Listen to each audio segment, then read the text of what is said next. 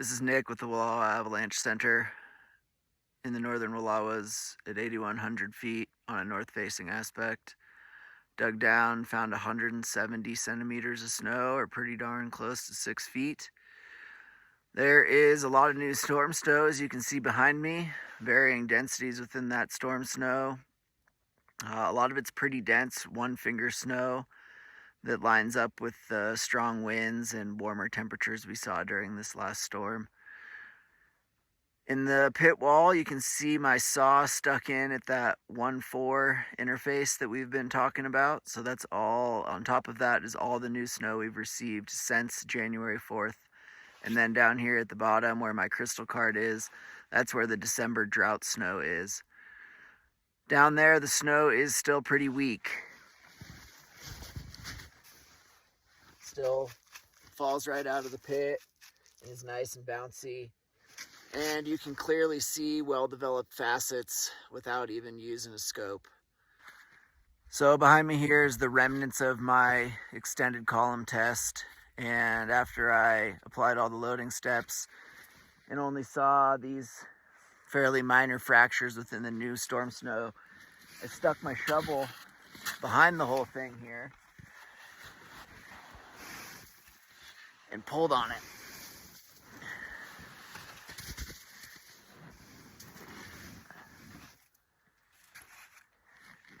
And what happened is the entire column that I isolated failed down at the top of that weak snow from November and December. It's a big, heavy, meaty slab of snow now. And here's one on the basal facets.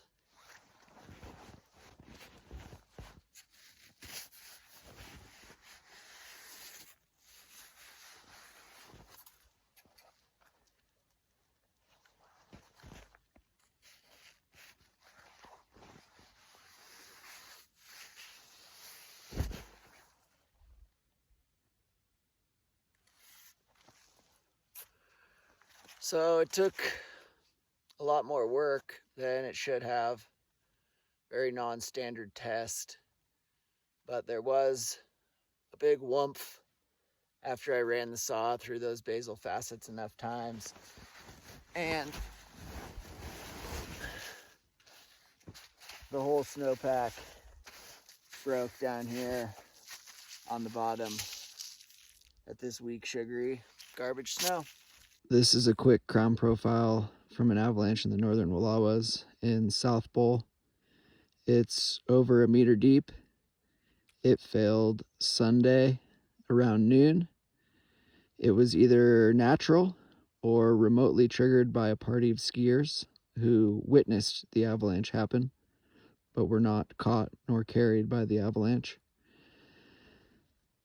As you can see in the crown, there's some fist snow on top from Sunday after the avalanche happened, and then on Monday below that is some really dense one-finger snow, quite firm, pretty hard to even get a finger in.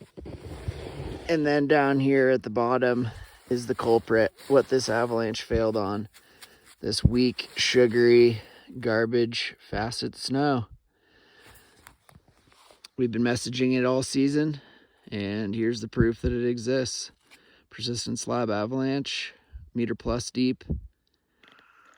So what does all this information mean going forward for us? To me, it means that we still have poor snowpack structure, and despite the lack of results and stability tests on that layer, we still have the potential for a persistent slab that's quickly moving towards a deep persistent slab problem. The likelihood of triggering these avalanches is getting lower now that we have 150 centimeters or almost 5 feet of new snow on top of them. But if we did trigger one of these avalanches, it would have catastrophic results. The slabs would be incredibly dense and would wreak havoc on a person or a machine that triggered that avalanche. So for the foreseeable future, until we get some more information about how reactive these slabs are, The course of action will be to continue to stick to simple terrain